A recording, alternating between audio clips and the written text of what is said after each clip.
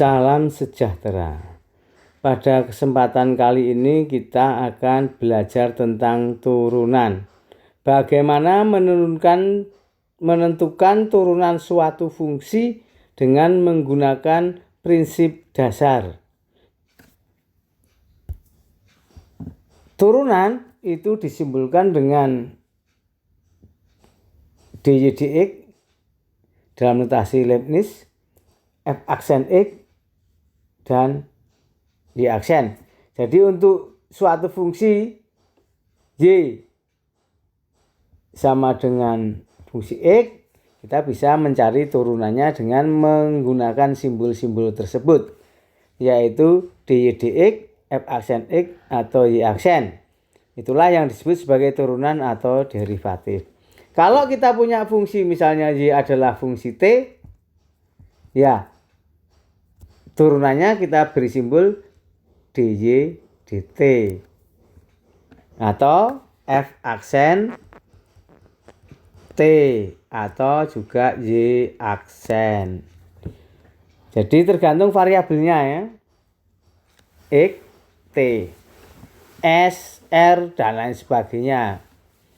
Jadi y fungsi apa gitu ya. Kalau fungsi x ya dy dx, kalau fungsi t dy dt, kalau fungsi u ya dy du.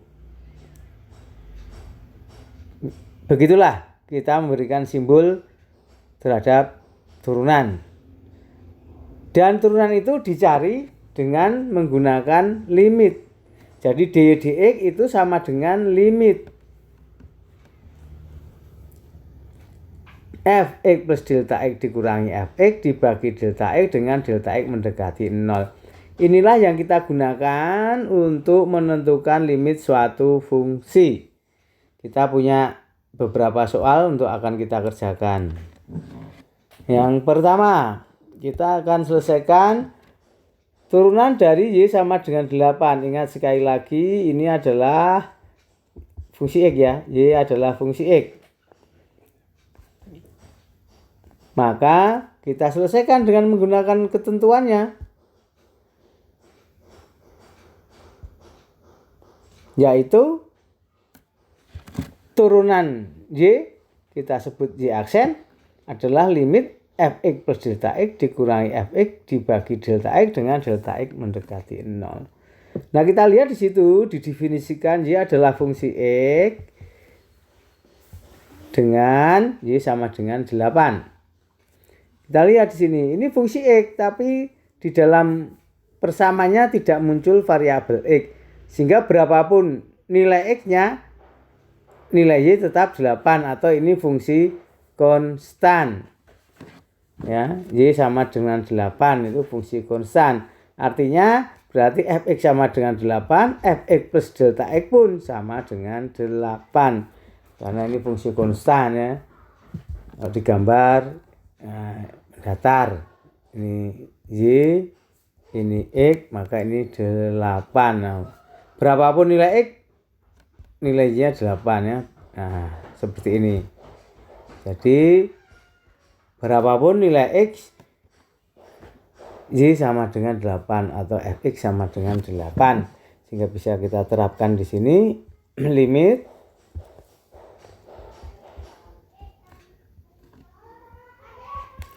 fx plus delta x adalah 8, fx-nya 8. 8 dikurangi 8 adalah 0, sehingga kita dapatkan 0 dibagi delta x. Nah, yang perlu dipahami sekali lagi, delta x ini bukanlah 0. Delta x ini hanya mendekati 0. Delta x adalah simbol bilangan yang sangat kecil yang mendekati 0. 0 dibagi bilangan berapapun adalah 0. Maka limit delta x mendekati 0 dari 0 adalah 0 itu sendiri. Jadi di sini kita lihat limit dari suatu fungsi konstan adalah 0. Maka kita bisa coba untuk berbagai nilai fungsi konstannya, ternyata juga sama dengan 0, atau boleh kita katakan bahwa jika y sama dengan konstanta, maka y aksen adalah 0. Nanti kalau ketemu soal-soal y sama dengan konstanta, tidak perlu lagi kita gunakan konsep ini untuk mencari turunannya, tetapi langsung saja hasilnya. Untuk fungsi konstan, Y aksen sama dengan 0. Kita lanjutkan untuk soal berikutnya. Y sama dengan 5X. Maka cara penyelesaian adalah dengan menggunakan definisi tadi, limit. Lalu kita nyatakan fx-nya adalah 5X. Dan fx plus delta x adalah 5 kali x plus delta x. Atau 5x ditambah 5 delta x. Kita substitusikan, kita peroleh limit fx plus delta x adalah 5x ditambah 5 delta x dikurangi fx-nya adalah 5x dibagi delta x dengan delta x mendekati 0. Sekali lagi delta x bukan 0 tapi hanya mendekati 0. Delta x adalah bilangan yang sangat kecil. Kita lihat di sini ada 5x dan minus 5x. Besarnya sama, tandanya berlawanan. Kalau dijumlahkan menjadi 0. Maka tinggallah 5 delta x dibagi delta x dengan delta x mendekati 0. Delta x dan delta x kita coret. Kita dapatkan limit delta x mendekati 0 dari 5. Hasilnya adalah 5 itu sendiri. Jadi kalau di sini bisa kita simpulkan, jika Y sama dengan 5X, maka Y aksen adalah 5. Kita coba untuk soal yang ketiga, Y sama dengan KX. Kita selesaikan. Y aksen adalah limit fx plus delta x dikurangi fx dibagi delta x dengan delta x mendekati 0. Fx-nya adalah kx dan fx plus delta x adalah k kali x plus delta x, yaitu kx ditambah k delta x. Kita substitusikan menjadi limit kx plus k delta x dikurangi kx dibagi delta x dengan delta x mendekati 0. Kita jumpai sekali lagi, di sini ada kx, di sini ada negatif kx. Tandanya berlawanan, besarnya sama. Sehingga kita peroleh k delta x dibagi delta x dengan delta x mendekati 0. Ini delta x dan delta x kita coret. Kita mendapatkan limit k dengan delta x mendekati 0. Hasilnya adalah k. Maka bisa kita simpulkan jika Y adalah kx, maka turunannya adalah k.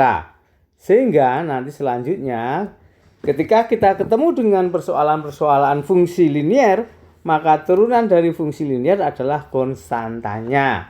Misalkan Y sama dengan 15x, maka langsung saja kita jawab Y aksen adalah 15, yaitu konstantanya. Tidak perlu lagi menggunakan limit.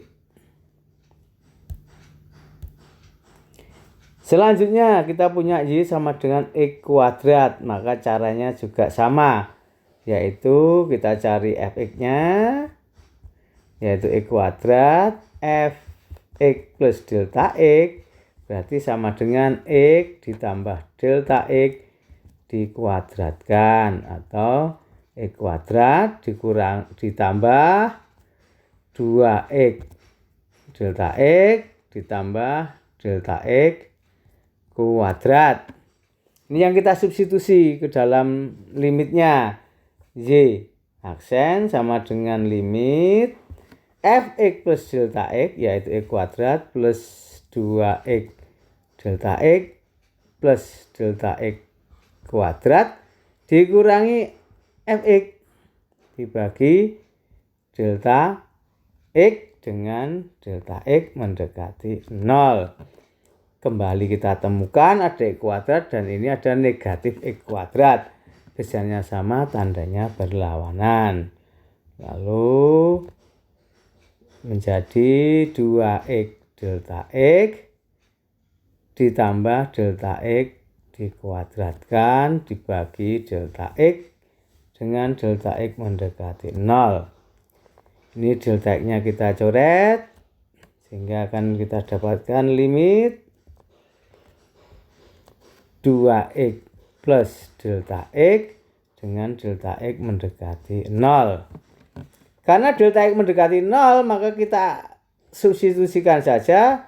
Ini adalah 2x ditambah delta x. Delta x-nya 0 sama dengan 2x. Kita lihat ya, kita simpulkan jika y sama dengan x kuadrat, maka y aksen sama dengan 2x. Nah, ini bisa diterapkan untuk berbagai nilai pangkatnya, x pangkat 3, x pangkat 4, dan seterusnya. Jadi nanti di sini secara general, nanti kalau kemudian Anda silahkan coba y sama dengan x pangkat n, maka y aksen adalah n kali x pangkat n-1. Sehingga selanjutnya nanti kalau ada soal y sama dengan x pangkat tertentu, kita tidak perlu lagi menggunakan limit, cukup dengan aturan tersebut. Misalnya y sama dengan x pangkat 5, hasilnya y aksen adalah 5x pangkat 4. Begitu seterusnya. Sekarang kita punya y sama dengan x kuadrat plus 2x. Maka sesuai definisi limit ya, y aksen sama dengan limit untuk delta x mendekati 0 dari fx plus delta x dikurangi fx dibagi delta x. Nah, tadi kita sudah mencari sebetulnya limit x, limit dari x kuadrat ketika y sama dengan x kuadrat. Nah, di sini kita temukan turunannya adalah 2x. Juga ketika kita ketemu dengan y sama dengan kx atau y sama dengan 5x, ya, ketika fungsi konstan maka turunannya adalah konstan itu sendiri. Maka di sini pun juga kita tinggal menjumlahkan saja. Ya, kita tinggal menjumlahkan saja dari turunan x kuadrat dan dari turunan 2x. Tapi ya kita boleh saja kalau mau menyelesaikan dengan limitnya. Kita coba ya dengan limitnya. Kita tuliskan panjang. Fx plus delta x berarti tadi x kuadrat plus 2x delta x plus delta x dikuadratkan ditambah 2x. 2x ya. Berarti 2 kali x plus delta x, 2x plus 2 delta x dikurangi fx. Fx-nya adalah x kuadrat plus 2x. Nah, dibagi delta x. Maka kita melihat ada x kuadrat, ada negatif x kuadrat, ada 2x dan ada negatif 2x. Kita akan dapatkan limit delta x mendekati 0, 2x delta x ditambah delta x dikuadratkan ditambah 2 delta X dibagi delta X. Delta X kita coret.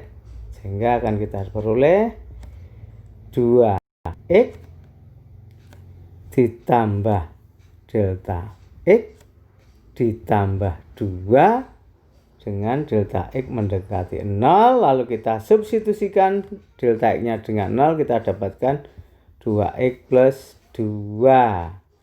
Nah, inilah hasilnya. Turunan dari X kuadrat plus 2X adalah 2X plus 2. Atau kalau kita lihat di situ, ya, itu adalah gabungan dua fungsi ya tadi. Soal nomor 4 dan soal nomor 3. Maka sebetulnya bisa kita tuliskan di sini, jika Y adalah Fx plus Gx, maka Y aksen adalah F aksen X ditambah G aksen X. Ya, jumlah dan kurang sama ya, nanti bisa saja ini juga kurang, ini kurang. Jadi kalau kita nanti ketemu soal seperti ini dalam bentuk Y sama dengan fungsi X ditambah atau dikurangi Gx, 2 suku, 5 suku, 6 suku tidak masalah, kita tinggal substitusikan di sini. Y aksen sama dengan F aksen X plus G aksen X. Jadi nanti kalau sudah Anda pelajari bagaimana kita mencari turunan dengan definisi ini, lalu selanjutnya kita akan mencari turunan dengan menggunakan aturan-aturannya. Aturan-aturan itu dikembangkan berdasarkan konsep limit tersebut. Silahkan perbanyak latihan soal. Semoga dengan semakin banyak latihan Anda semakin bisa memahami. Sekian, sampai ketemu di topik selanjutnya. Salam sejahtera.